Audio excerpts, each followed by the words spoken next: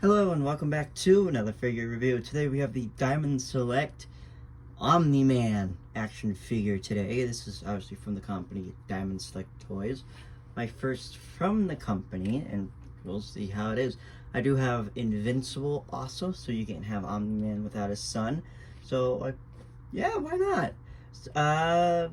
Packaging on this is actually not bad. I was actually not expecting the packaging to look like this.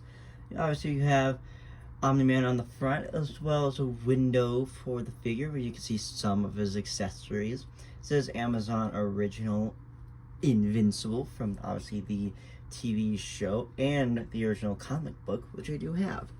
So turning around, you can see the side of the box shows another picture of Omni-Man from the animated TV show.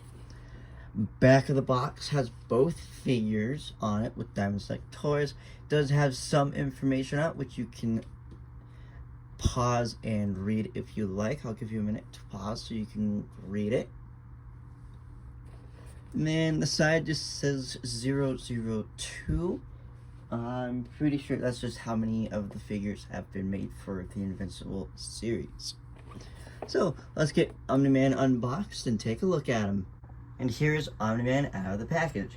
When I thought Diamond Select Toys, I was thinking more action figure-esque than anything else, and that is true, but this figure surprised me, actually. Like, he feels like a good quality figure. Kind of a NECA mixed with the Marvel Legends or DC Legends figure lines.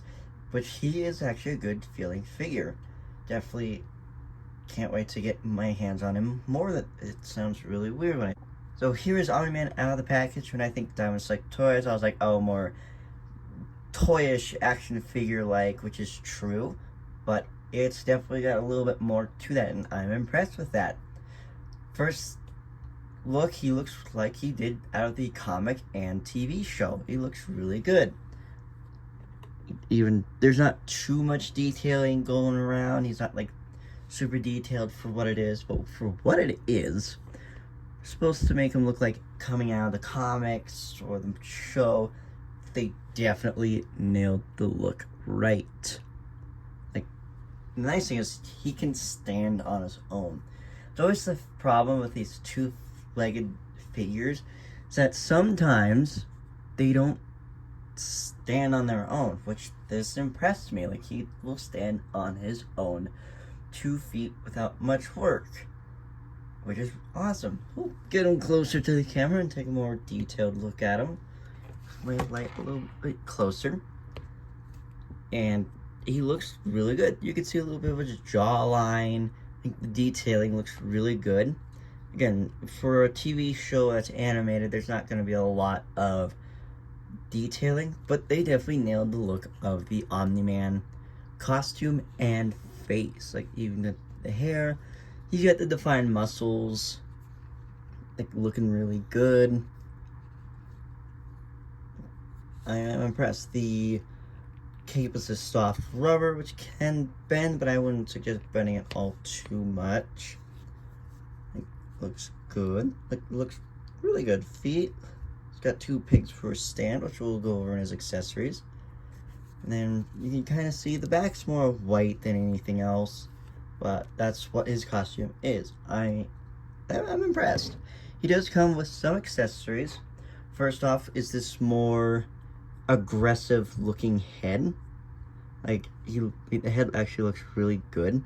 Detailing looks good again. It just pops on with that. I'll show that with it on him. He has his baseball mitt and baseball in hand. And that looks really good for the detailing on the baseball. Looks really good. The mitt also looks really good. You can see some of the stitching on that. Just good. Looks really good. Then he has 2 kind of aggressive, grabby open hands. Like, focus. These look really good. And then 2 just neutral slappy hands. And then obviously he has his 2 fisted hands on him. Let's go over his posability. So articulation is just gonna have the one ball joint at the head, which you can look down that far and up that far. Can turn his head a good motion. Arms, you're gonna have a ball joint at the shoulder. You can't get his arms too far out. You can also have a swivel here as well. Hinge at the elbow, then a ball and socket at the wrist. And have a small ball joint at the waist or midsection. Get a good crunch. Arms gonna be the same thing as the other one. Legs, you're gonna have a rotation at the legs. You can get him to kick out this far, and then you can get a good spread from him. You can get him to do the splits. Again, another swivel here. Hinge at the knee, and then a hinge at the foot. So good amount of rotation and articulation out of this figure. Like, fully impressed with that. Let's see what he looks like with his accessories on him. Here he is with the baseball mitt and baseball. The hands are fairly easy to interchange, like much easier than a NECA figure, but easy enough like an SH Figure Arts figure. So very easy to interchange them, and he looks pretty good. So here is with the aggressive open hands and the angry face, which looks really good. Once I get Invincible, the posing of the figures are going to be awesome together. It looks really good. Again, easy enough to swap the head out as well. It's a little bit tight. Well, you want it tight, so just firm pressure and it'll pop on. And here he is with the neutral hands or flying hands. Looks really good. There's one complaint if these are supposed to be his flying hands that I do have with the figure. Since the head is a single barbell joint, so it's got a ball in the base in the head, you can't look up the fly, and I'll show you that here in a minute. So when you get the figure into like a flying pose that you really like, you see in like the show, and including Superman, his head tilts upwards, and this one can't.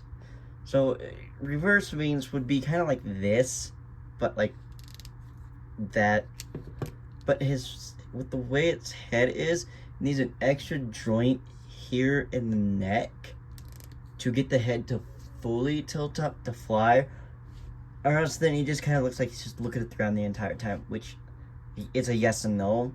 That's the only complaint I have about this figure, is that you can't do a full flying mode. Other than that, this is a great figure. So besides the head not tilting all the way up, this is an awesome figure. Like, I'm very impressed with the way this figure looks. He is a great figure for anyone who likes superheroes, or absolutely loves the Invincible TV series and the comic series. Like, this is an awesome figure.